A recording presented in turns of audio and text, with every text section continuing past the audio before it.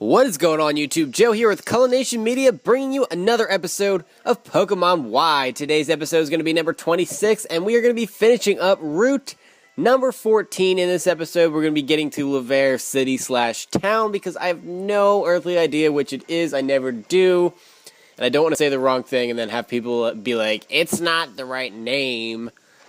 You know how people get. It's the internet. Anyway... yeah, I don't know if we're going to be getting to the gym in this episode. I'm going to try, but I don't know if we can get all the way up there this time. So that might have to wait till the next episode. We might get, like, right up to the gym and then just have to do that next time. Nonetheless, here, I'm going to start off with Lucario in this battle as we are facing a Poliwhirl. And I'm going to Mega Evolve because why the hell not? I haven't Mega Evolved in a while. I haven't really been using Lucario really at all because he was boxed for a while. So I'm going to go for the Hone Claws here. I do not think that I can kill this Politoed in one hit. Not Politoed, Poliwhirl. And he has the, what was that, Mud Shot? Was that Mud Shot or Mud Bomb? It looked like Mud Shot. My accuracy has fallen, which is bad. So I guess it's just back to where it was. So that really isn't that bad at all, actually. I forgot that Hone Claws raises my accuracy as well, so that's not really that big of a problem. I can just stick to the Force Palm, but actually Fracture is coming out next, so I might as well send out my own Fracture because, again, why not? I'm going to have a super effective move on this thing, and I'm almost guaranteed to be a higher level. Yeah, it's only level 36. My Fracture is at level 43, so I've got a 7-level advantage. I'm definitely going to outspeed. There's no way I'm not going to outspeed.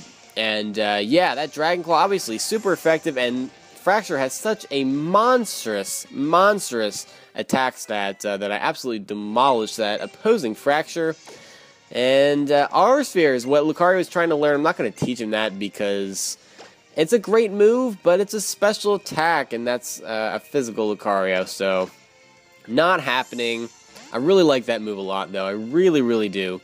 And I really want to build a special Lucario for competitive battling. Not Mega Lucario or anything because he's banned, obviously.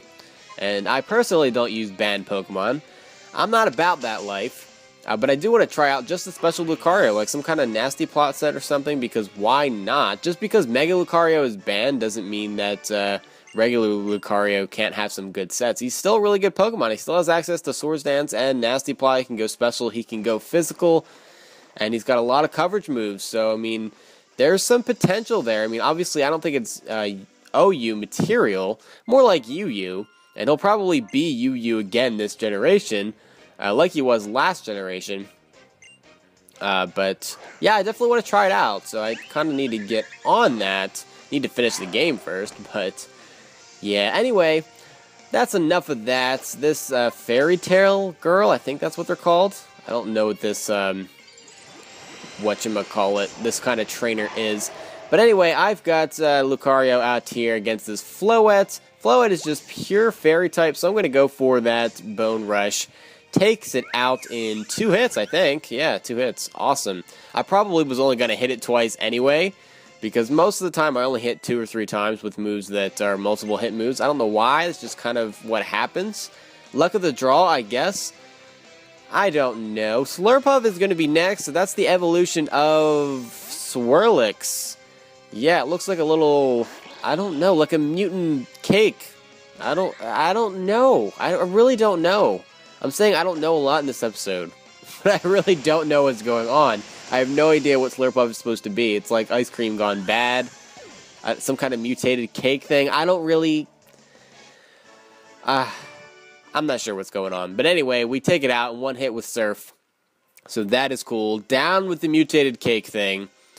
And I'm not going to use another Repel right now because I don't really need to do that. I'm just running around where there's no wild Pokemon. The Roselli Berry is a new berry in this generation. Just picked up one of those. And that's one of those berries that decreases the power of certain moves when you hold it if it's super effective. As we're picking up TM61 there, it's Will-O-Wisp. The Roselli Berry, by the way, decreases the power of super effective Fairy-type moves, so it's great for dragons or a Pokemon like Hydreigon especially, or Scrafty, Pokemon that are quad weak to Fairy-type moves. Fairy-type moves in general are not very common, though, so there's also that to keep in mind. You're going to definitely want to make sure that you pick up that TM61, which is Will-O-Wisp, though. It's a great competitive move. It's great for in-game as well, though it's not as great as it is in competitive. I don't know if I'll actually get to use it. I might teach it to Pyro at some point. But anyway, this lady right here is going to give us a TM as well. It's going to be TM06, which is Toxic, another great competitive TM. So, yeah, definitely talk to this person. I remember the first time I played through, I was like, oh, she's going to battle me, and my Pokemon were weak. So I avoided her and then came back later, and I was like, ah, crap, I should have just talked to you. Should have just done it. There was a damp rock over in the corner there. I don't think I mentioned it when I picked it up, but that held item is pretty much the same thing as a smooth rock or a heat rock. Or what's the other one? Icy rock. Except it works for rain instead of hail or sandstorm or anything like that. I'm just going to go for a surf here to see if there's any items over here that I missed. And I don't think there is, so I'm going to go back the way I came. And did we battle this dude? Or did I just completely avoid him? I think I battled him. I don't know. I don't know what's going on. I'm pretty sure I did, though. So we made it to the scary house, and it's really not that scary at all. And honestly, this was a big letdown for me. I thought there was going to be like some like crazy like haunted house area where you could like capture ghost Pokemon, and there's going to be like mediums everywhere and stuff. I don't know. It's a really big letdown. There's just a single guy in here, and he's just basically going to tell us a ghost story while the camera shakes. It was a dark and stormy night many years ago. Lost, I arrived at this house and went inside. The lights would not turn on, so I fearfully looked around the house. Eventually, I made my way into the kitchen. There was no sign of anyone being there. This is scary already. I found the fridge, and when I opened it, a faint light leaked out. I could finally make out my surroundings. And I saw the faint outline of a man huddling in the corner of the room. Ooh! I tried to tell him that I was lost, and I was hoping he'd let me stay until morning, but when I approached him, the man suddenly screamed, "Stay back!" I apologized and continued to plead my case. "Please, can't you help me?" "I'm not talking to you," he shouted. I looked at the man in surprise. When I did this, the man asked me, "Can't you see them behind you? A horde of faceless men." Yeah, that is the end of the quote-unquote ghost story, something that is supposed to always haunt us. And now he wants us to tip him. Okay, you're charging us. Even haunted houses aren't free. No, I'm not going to tip you because you're kind of an asshole. So, yeah, that was the worst ghost story ever. That was the worst ghost story I've ever heard in my life. So much for the scary house. So I guess it really was a scary house in a way. Well, I know you wanted to go camping, and that was kind of like camping, I guess. And they basically are just going to say that they've had enough of the scary houses, so they're going to move on, go to Laverre City. So it is Laverre City. The mystery is no more. It is a city. So I'm going to go back in here, see if there's anything we can pick up as far as items or anything. Doesn't look like it. Let's just talk to this guy. Some things are best left unknown. That was a complete waste of my time, to be honest. I know there's items over here somewhere. I can feel it. I can feel that there's items around here. Just don't know where they are. This leads to something. It just feels promising. Our dowsing machine is picking up something. I just don't know where it's coming from, as I just keep getting stuck in the swampy marshness. The swampy, marshy goodness of Route 14. Now, this rock probably has something. That's what it is. Okay, so it's going to be a revive. And that's great because I do use revives kind of a little bit more often than I wanted to, honestly. I've been using them a lot in this game. Specifically in this playthrough for whatever reason. But it's just a spell tag over here. That's a held item that increases the power of ghost-type moves. So it's pretty much the same as like Charcoal, Miracle Seed, Mystic Water, Sharp Beak, those kind of items. Nothing fancy. I don't really use those too often. But they can be kind of useful in-game, I suppose. You're going to want to talk to this kid right here because he will give you a TM. So that's like the third TM that we've got in this episode already. It's going to be TM41, which is Torment, and that is a Dark-type move that prevents your opponent from using the same move twice in a row. So it has its uses, I guess. I haven't really been able to find a decent use for it. But it's an interesting thing, I suppose. I don't really know what else to say about that. So there's nothing in this house here. That was just a complete waste of time. There is an item back here. I remember that. It's just an ether. I'll probably end up selling that, to be honest. One thing I should mention is that you can't surf on the water there. There's actually a no surfing sign. You'll see it when we go by. But I want to go in here first. I found that to be kind of strange just because, I don't know, it looks like it should be something that you can surf on. But maybe we should change our outfit a little bit. I'm liking these red boots. I'm going to go for the all-red outfit because why not? I don't think the shades of red actually match with the skinny jeans and the jacket and the boots. And, well, maybe it does, but the bag is a different color. It's a different shade of red. We're going to try it on right now and see what it looks like. And, actually, I don't really care. I think I'm just going to keep it that way because that's what I want to do. I like red. And our character looks dashing in red, I have to say. Actually, the black boots don't look bad with that either. So we could do black or red. I'm going to go for the monochromatic look, though. Why not? What's wrong with monocoloring? It kind of looks like a track jumpsuit. Well, not jumpsuit, but a tracksuit. It's kind of... I don't know. I don't know how I feel about it, but I like the all red. I like the mono red. It's interesting. So that is what it's going to be for now because I said so. So the way out of here is going to be to the east here. This guy wants to see tiny Pokemon that are 12 inches or less in size. I don't have anything like that, and I don't really feel like showing him anything like that either. Not interested. Oh yeah, there's no hotel in this town, so we get to talk to Mr. Bonding. I always want to call him Mr. O-Power. That is not his name whatsoever. It is Mr. Bonding. He's going to give us the Encounter Power, which is an O-Power that increases the chances that you can find wild Pokemon. It basically just increases the encounter rate when you're in grass and in caves and stuff. I don't really find it to be particularly useful, so I most likely will never use it.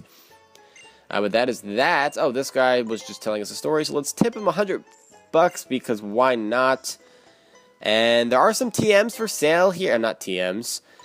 Interesting items for sale, I should say. It's the vitamins that work for EVs, so that is pretty cool. And do we need to stock up on anything? I don't see any useful new items. I should be okay on repels for right now. We might need to stock up on some more by the time we get to the next town, though. We should be okay for now. And now that we made it to the town and we're about to go up against the gym leader, going to pick up Whiskers. And we're going to put him in the front because he could use the experience. I think it said that he was at level 41. Everyone else is right around level 43. Yeah, he's at level 41. So, Lucario is only at level 42, but yeah, I'm not that worried about it. And the great part about this upcoming gym is that Whiskers is actually going to be resisting the stab moves because it is fairy typing, and there's the no surfing sign. But yeah, fairy types do not do so well against fire types. Fire type moves are not super effective on fairies, which would kind of sort of make sense. It doesn't work both ways, but fairy type moves are resisted by fire types. So kind of an interesting dynamic. I really feel like fairy types should have another weakness other than just poison and steel. I know the whole purpose of adding them into the mix was just to balance the type chart a little bit because poison and steel were just so terrible offensively that they needed kind of something to make it worthwhile, because steel stab is just absolutely awful. If you weren't doing neutral damage, you know, it's resisted by a bunch of different types as well. You know, water resists it, fire resists it, electric resists it. So many types resist steel stab, and the only thing that it was super effective on is ice and rock, and that's really not that useful at all. So this lady here is going to give us Gengarite, so that will Mega Evolve Gengar. You'll never see me use that, though, because Gengar is banned competitively, and that would be the only place that I would really get to do it. I mean, maybe I would use it in the Battle Maison, so if I ever do some kind of, like, strange, like, I don't know, series, you know, with Super Battles or something, Super Singles or something, maybe I would try out Mega Gengar. I don't know. I do have a thing against using banned Pokemon, though, so I generally tend to stay away from them, but I might do it for like a battle or so just to try it out, because I don't know if I've ever even used Mega Gengar at all. It got banned kind of sort of fast, and I was still like breeding my Pokemon when it got banned, so I don't even know if I had a competitive Gengar. I don't know if Shady had come into existence yet. It's the name of my Gengar, by the way. So we're just going to head into the gym here. There is one more thing called the Pokemon Factory, not Pokemon Factory. That's where all the Pokemon that have ever come into existence are made. No, it's the Pokeball Factory where all of the Pokeballs are, and we can't really do much there yet, so I want to just do the gym first. Anywho, this is one of those teleportation gyms where you just have to like find the right teleporters and basically just guess where you're going to go, and I'm guessing that this is going to take a long time for me to get through this because I have the worst luck with this kind of stuff. I don't really know what I'm doing. I just go to random teleporters and hope that I go the right way, and it usually takes a very long time. That's why I hated Sabrina's gym in whatchamacallit, the Kanto region, and I also did not like the fire gym in Hoenn either. What was her name? Flannery? I think her name was Flannery. But it wasn't like teleporters, but it was like the water spouts, the geyser things.